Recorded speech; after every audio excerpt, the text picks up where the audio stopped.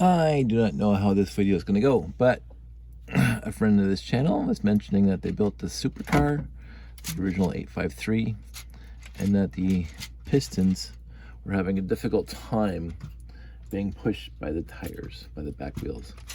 And I will say that this is the one set of all the sets that, yes, I agree that the pistons have always had a tough time.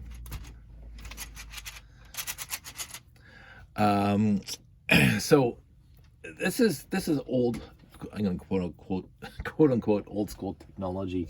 I of course was around in 1977 when the expert builders, which became Technic, came out, and I got the 854 for Christmas that year. Yeah, the thing is just one of the most temperamental things ever. I got this guy, and this guy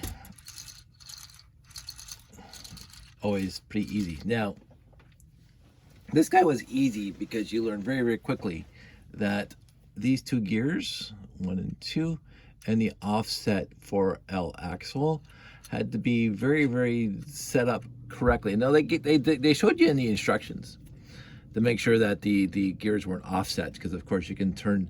Let me just see if I can pull out some gears and show you. Oh, they're right over there. I get my gears down here. Not this gear. Boo, boo. You want this gear. Yay. Let's see. I got 2 of those. That's all you need for this demonstration.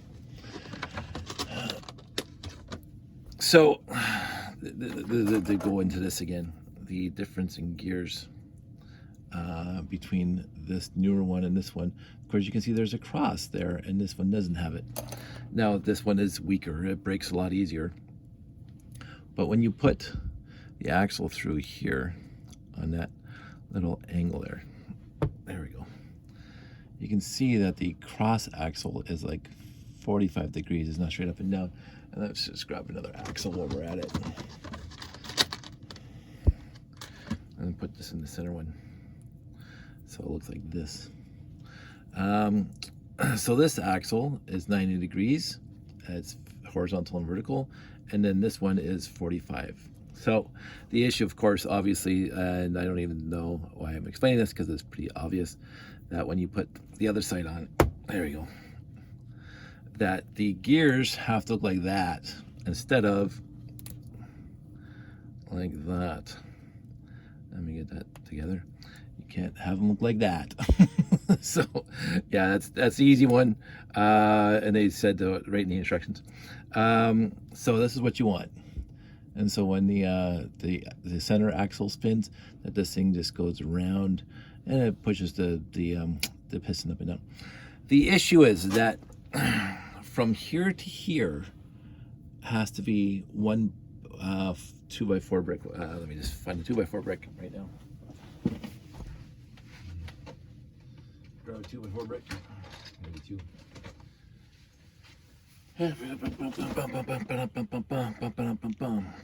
When you look at it in front of a 2x4 brick, actually it'd probably be easier to do it this way. Actually, get some Technic bricks.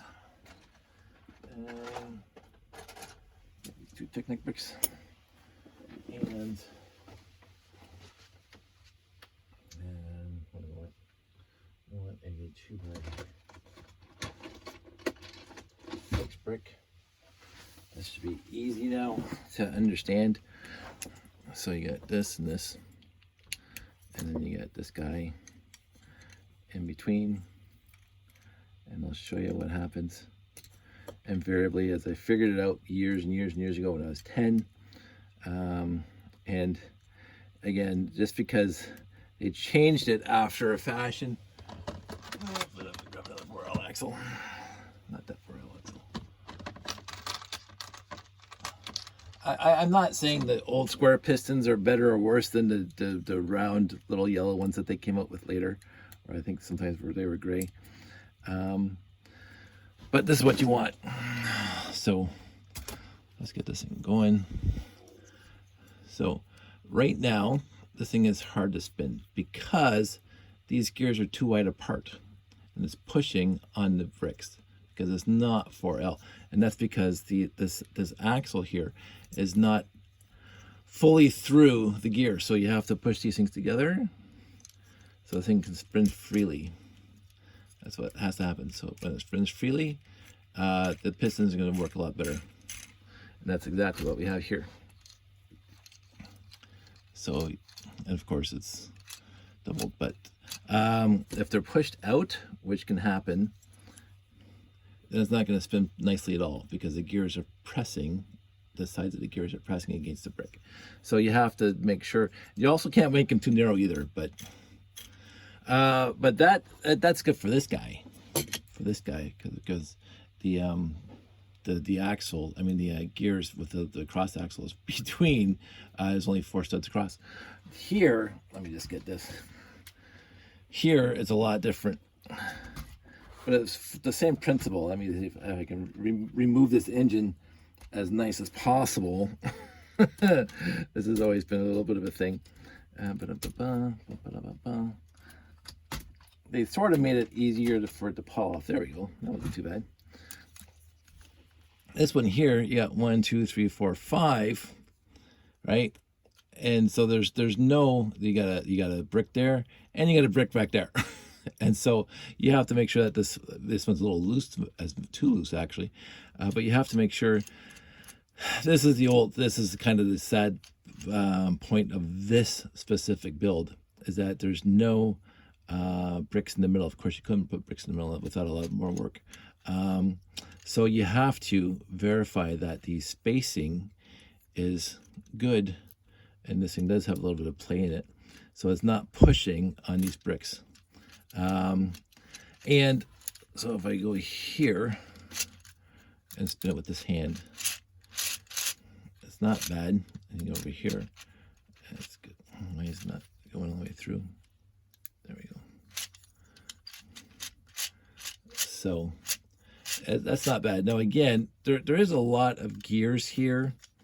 Oh wow, this thing is just not having a good time at all. Get in there.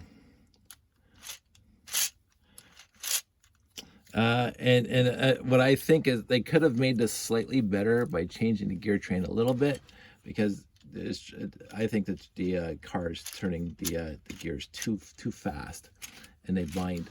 And this thing is a little hard to spin.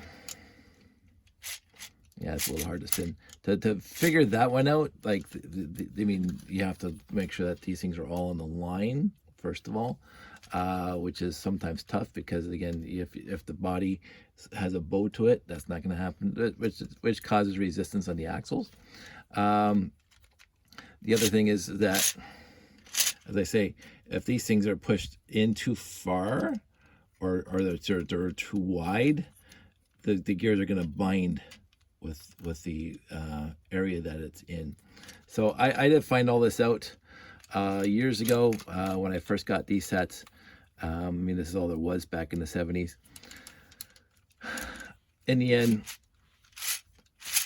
they could have been better. 100% could have been better. And the other thing is that you have to make sure that this thing is free flowing. So from the tires to the yes, that's pretty free flowing. I know it's a solid axle in the back, and it basically just goes 90 degrees to this thing in the middle. So you got these gears here spinning, but still, because of all the play in it, because it is like 24 over, I think it's like over 24 studs long from here to the back axle, and they got a couple universal joints in there. That's also going to cause some problems if they put the engine in the back, the motor in the back, like they did with the 8448 and one of the builds, if I remember correctly. It would have been better, but they didn't do that. So this thing goes back on top. Let's get that going. Goes on top. And push it down. So you have to make sure that all the blue bricks and all the red bricks are all in line, so this thing has no bow to it, and it's nice and held together properly. And let's just put it in the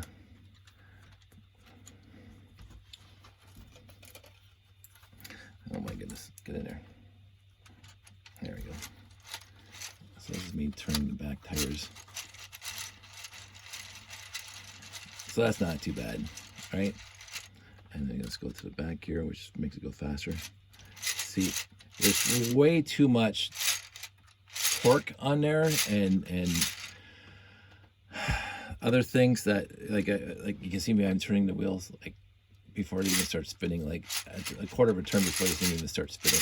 That's because there's a lot of twisting of the axles themselves, because there's so much axle to twist between here and here.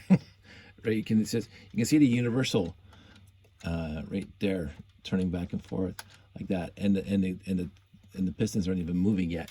So it's like there's just too much. This gear is way too high, and I think had they actually looked at it at the time, they could have done a better job. Maybe change the gear train a little tiny bit to not have it like that. But the other gear is better. Come on. So, yeah. So there's my error checking points for this car. Because it was the first. They always say this: because it's your first, it's the worst.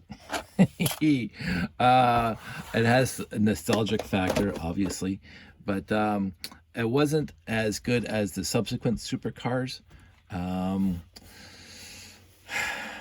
It was their first attempt in 1977, so I do give it a lot of leeway. And even going, let's push this one aside. And this guy's pretty beat up because it's been sitting in my room for like literally ever. Boom. It's missing parts and pieces because it's been sitting in my room forever. I bought this. See, I didn't get that one, the 853. I did not get that one off the store shelves. I was 10 when it came out. And as I said, I got the 854. This guy I bought off the store shelves. I need a drink of water. Give me a sec. And this guy has been sitting out here like literally forever, and it gets kicked and pushed over. So it's actually missing a lot of parts in it. And it's full suspension. This is the first full suspension one. The car separating that one from this one only had suspension on the back tires, did not have suspension on the front ones. I should rebuild that sometime. I bought that one off the 8860, maybe. I bought that one off the store shelves too. So I bought this one, that one, the 8880, and the 8448 from the stores. I was too young to buy that one over there, but I bought the next 4 large sets from the stores, and I loved them all. Absolutely loved them all. So let's go see if we can put this thing in. Let's see what happens.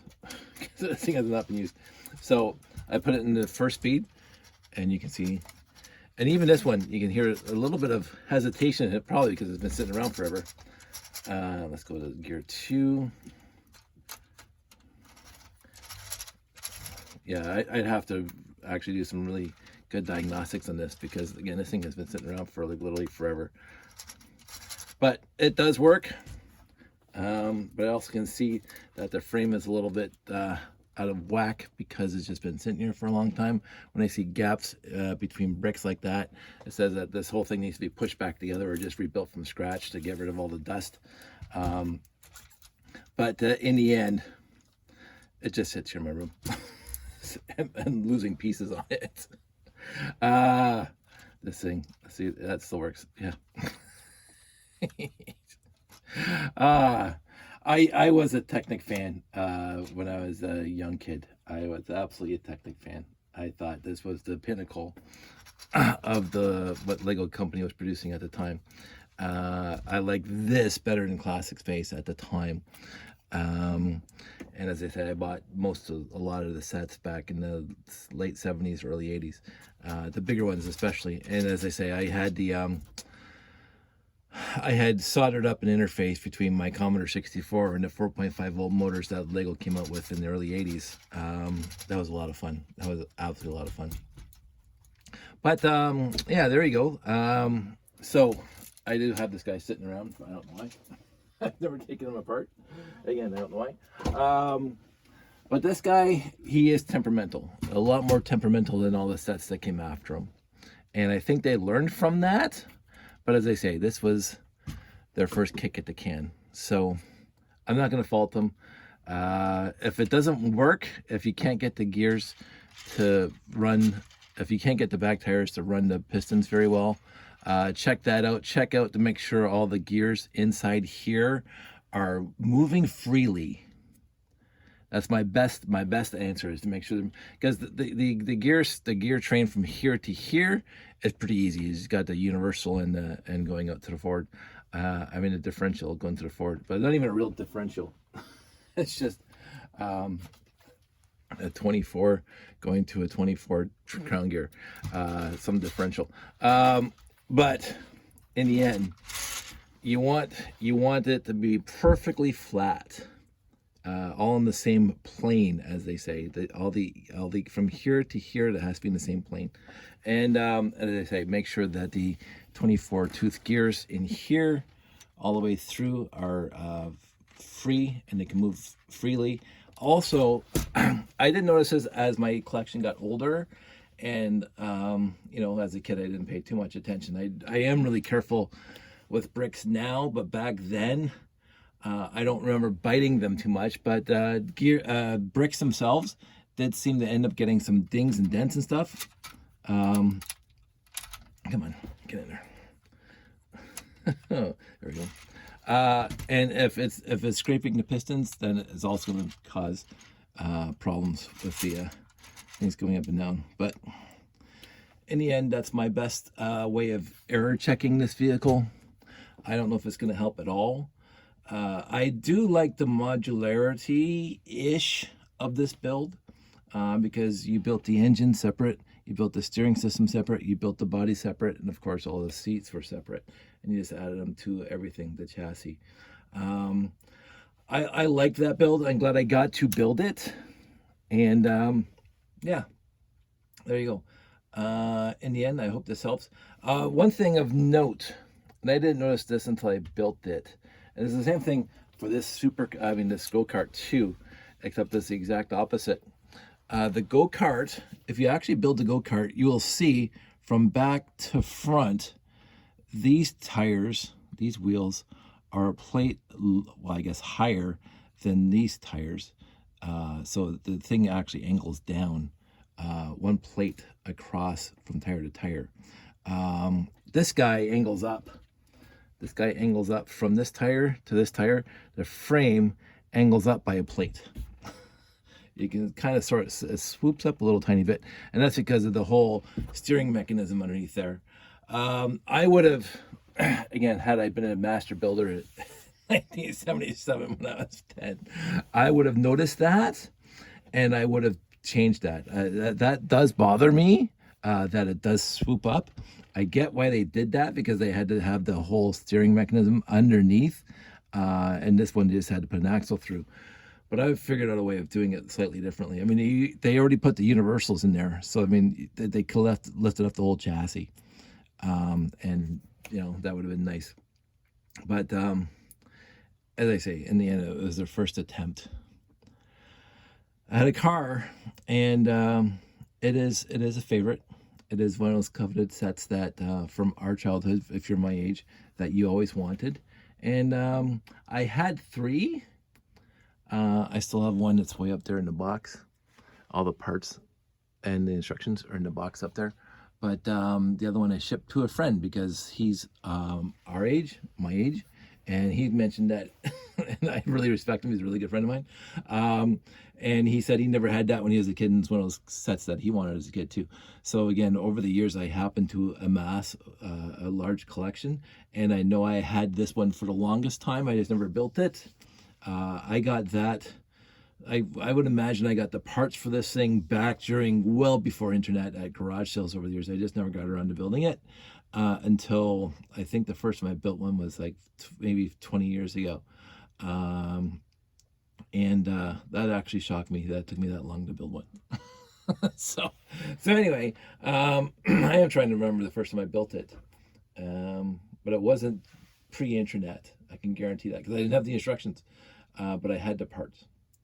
And back then there was no place to get instructions, and I wasn't going to mail the Lego company anymore because they already had me on their lawyer list for other reasons.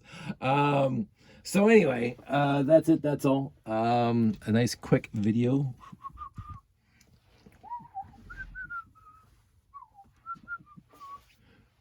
The one thing I always tried to do is, you'll see that when I put the steering wheel right in the center like that, so it's there, that the wheels are straight. So that's what I tried to do. I also tried to, let's see if I actually did it. You'll see that there's that little notch there, and the joints here, and that hub, and the notch is there. So, oh, I didn't do it this time. Usually I try to get the bushing to match that. Here I did it. So all the notches go with these and there. That's what I always did. Even here, there and there. Also, I put the inside of the bushing that has the notch outs for the studs on the inside here and in here. And even, no, I didn't. Look at me, I'm slacking. So that one, the notches are on the outside, and this one, oh, they're also on the outside. Oh, that's what I did. Yeah. So I did that one right. The notches are on the outside. And if you look at this, the line there and the line there, it's something I always did when I was a kid, and I just kept on doing it. Here on the steering wheel, notch, notch, notch. They're all in the same line. They're not 90 degrees. I don't know why. Again, I don't think I'm OCD, but I've never been tested. But it's just one of those things that I always did when I was a kid. I used to, on the classic face sets, made sure that the trans colored 1x1 plates and or round plates, if they're vertical, that the Lego logo was right side up. It wasn't sideways or upside down. It was the right way of looking at it. Not that anybody ever looked at the logo of the stud spaceship. I have since not even bothered doing that. So if you go through my collection right now, you will find that I don't do that anymore, and they're just a haphazard, whatever way I put them on. But when I was a kid, all the Lego logos were right side up on the trans red, trans green, trans yellow pieces if they were vertical. Just stupid little things like that I did. Again, I don't think I'm OCD. But anyway, oh, you know what? I've been looking all over for these boxes, and I just realized they're underneath the car. The car's been up there on top of the box. Well, then I got it down. So here's that. Here's that. I was looking for these boxes. Put them somewhere else where I can find them.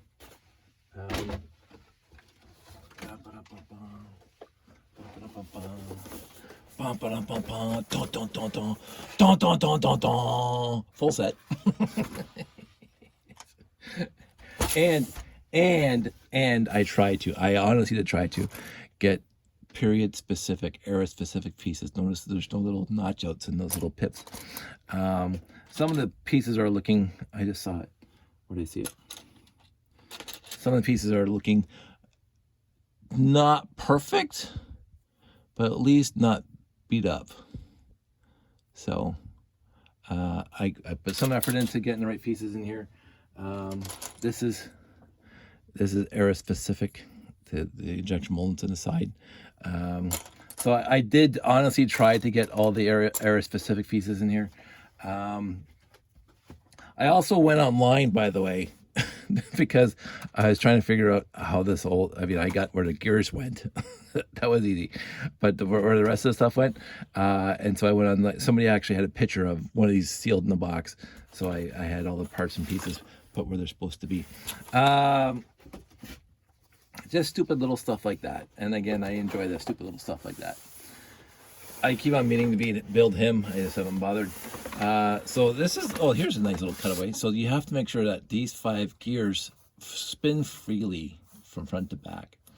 And what I do recommend, if you can, and I've done this a few times, is leave the piston and the top whatever he said, and the 2L axle off, and just let this thing spin as it is between there and there. And if that spins freely, and then you put the pistons on, and then the pistons don't spin freely, then it's a pistons problem, right? So little things like that, just error checking one thing at a time. I do love these sets for the era that they came out in. I cannot complain at all. There was such joy in my life way back when I was a kid, and I remember vividly the summer we went camping, and my mom always bought us comic books when we went camping, so we could have something in the trailer in case it's raining or something like that. And I don't know if it was Richie Rich or Archie or whatever, but they had the entire back page of the comic book, the advert for the 1977 Expert Builder release, and you saw all the 6 or 7 sets: the helicopter, the go-kart, the forklift, the tractor, the supercar, the bulldozer. Just absolutely fantastic. And I looked at that picture that entire weekend so many times. So many times. And I said, oh, I can't wait to get the car. And this is what I got for Christmas. Well, not that one, because that's not blue.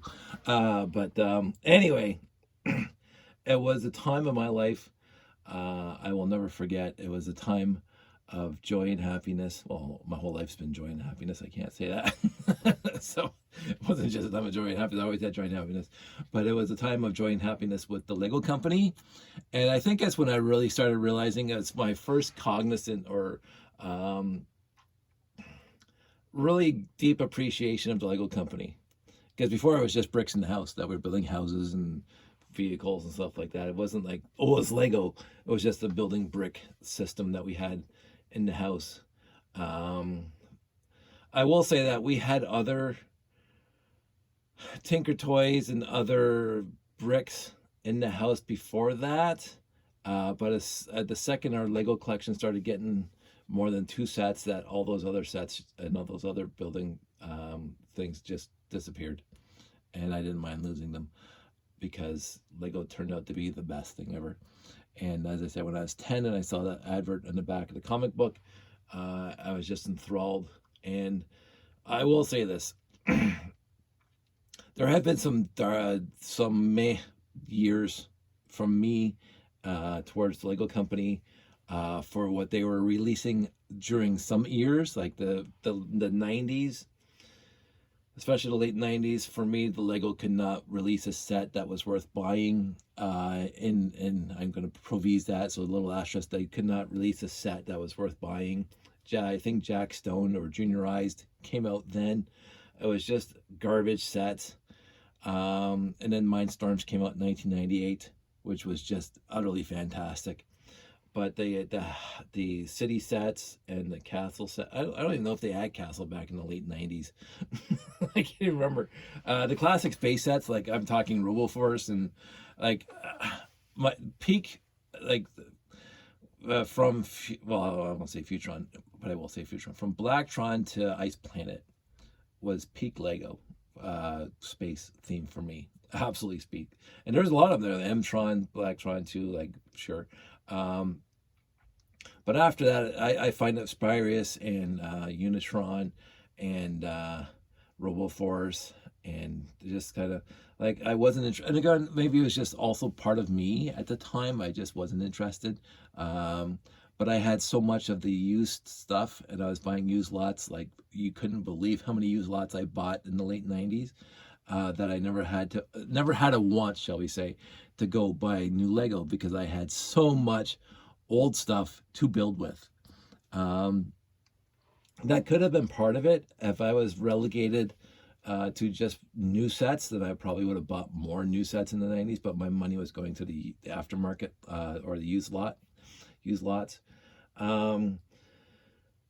But the Technic too, so Expert Builder / Technic, I'm just going to call it Technic, from 1977 to the mid 80s, in the late 80s, fantastic, utterly fantastic sets. Universal sets, stuff that you could just build stuff with. And then they started releasing a lot of different types of I mean, I'm not talking about Throwbots and stuff like that right before Bionicle, but in that era where Throwbots were coming out, and the power puller was okay. I remember buying it, so it was okay. But that was one of the few sets that I wanted to get, was the power puller during the 90s. I'm not sure when the 8448 was released, but I bought that one too. But I did stop buying a lot of Technic sets after the black 8880 supercar, because I just didn't think they were worth it. I didn't mind the panels, the big one-piece panels, and the flexible piping to give the body a shape to it. But I think there was a fire truck or something they released somewhere in the 90s, and I said, what is this? There's no way I'm buying this set. And there was a lot of other sets like that that had very little Technic pieces in it and a lot more flexible axles. Well, not flexible axles, but flexible moldings and stuff. That it wasn't Technic anymore. It was showpieces, and of course they continue that on now. And now it's fantastic because now they release cars that actually look like real cars. So I'm not faulting that, but I do miss the era of that. But kids aren't going to build that now, so I get it. But anyway, I've already joined on enough for 31 minutes. I don't know if this was a help to anybody for the 853. But I thought I'd do it and throw it out there and see what happens. I want everybody out there to stay safe, take care, and I will talk to you soon.